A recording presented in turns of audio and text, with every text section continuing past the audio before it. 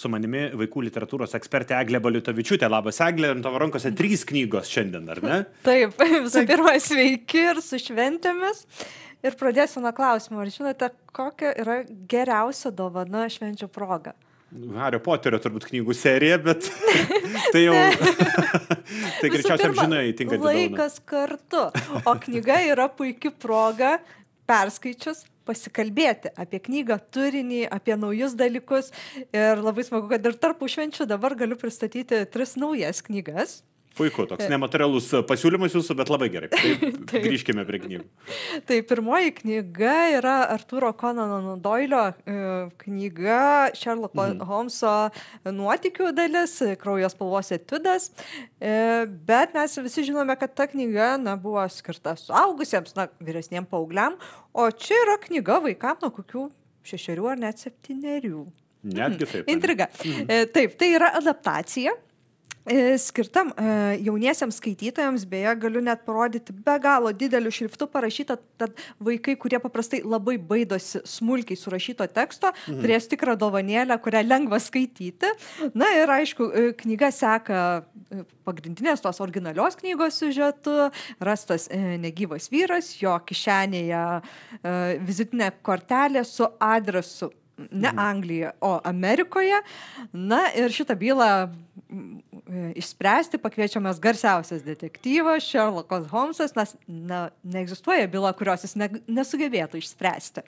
Ir aišku, istorija pasirodo ir garsusis daktaras Watsonas. Taip. Tai tikrai labai smagi, įtraukianti detektyvinė istorija ir reikėtų pažymėti, aišku, kadangi knyga pritaikyta mažesniems vaikams, tikrai sušvelninta ten to žmogžudystės per nelyg dirginančiai.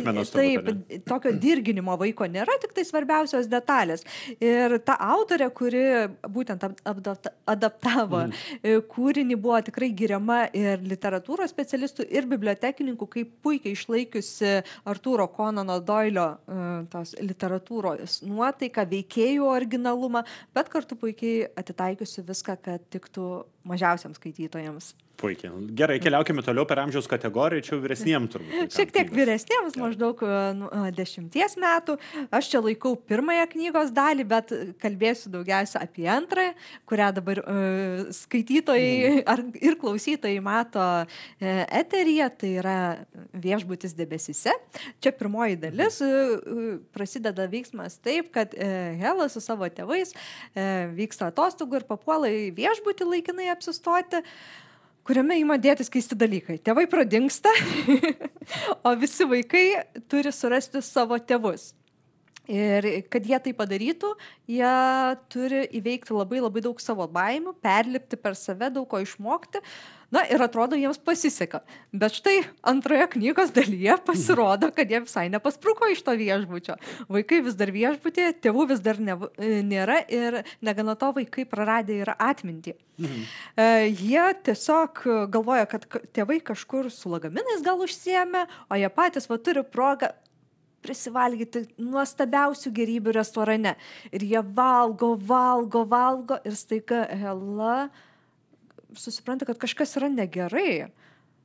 Jai, pradeda atminties trupiniai ryškėti sąmonė ir ima galvoti, galbūt tas maistas užburtas, kažkas čia žiauriai negerai. Ir negana to dar paaiškėjo, kad viešbutis pakilo nuo žemės į debesis.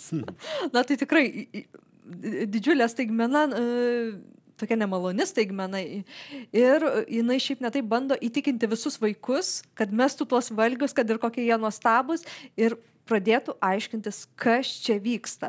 Na ir aišku, intriga yra ta, ar jiems pavyks vėl surasti savo tėvus ir ar pagaliau išsiaiškinti šio keistojo viešbučio debesyse paslaptis. Labai įdomi intriga. Taip, tikrai labai smagi knyga ir nors toks šiek tiek gąsdinantis atrodo siužetas, bet iš tikrųjų knyga daugiau nuotykinė ir tikrai pamokanti, kaip pakliuvusi nelaimę nepasimesti, susiimti, imtis ryžtingų veiksmų ir panašiai. Puikiai. Gerai, kas dar jūsų rankose? O paskutinė knyga jau paaugliams nuo 14 metų mėgstantiems įtemptas knygas, įtemptas siužetas su daug netikėtų vingių, aštriais siužeto vingiais ir taip toliau.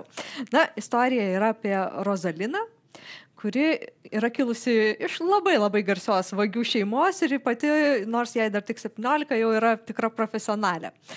Jinai, tiesą sakant, norėtų mesti visą šitą veiklą ir imtis kitokio, sąžiningesnio gyvenimo, bet jos mama pagrobė. Ir vienintelis būdas ją išgelbėti,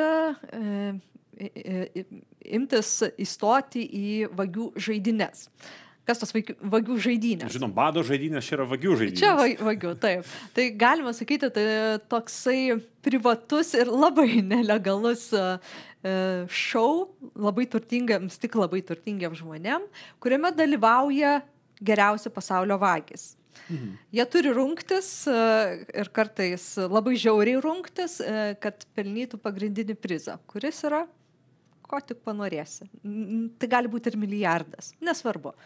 Aišku, Rozalinos svajonė ir noras kiek kitoks.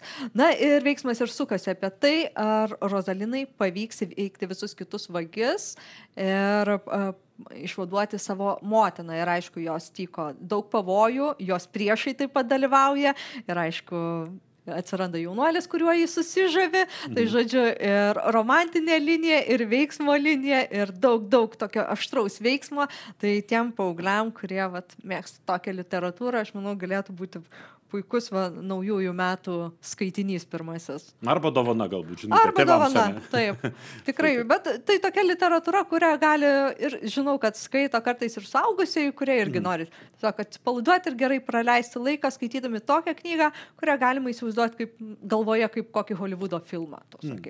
Puikiai. Ačiū labai, kad papasakote apie knygas ir dėkui už visus šios metus, kuriuose buvote ir kalbėjomės apie knygas su jumis vaikų literatūros ekspertė Eglė Baliutavičiūtė.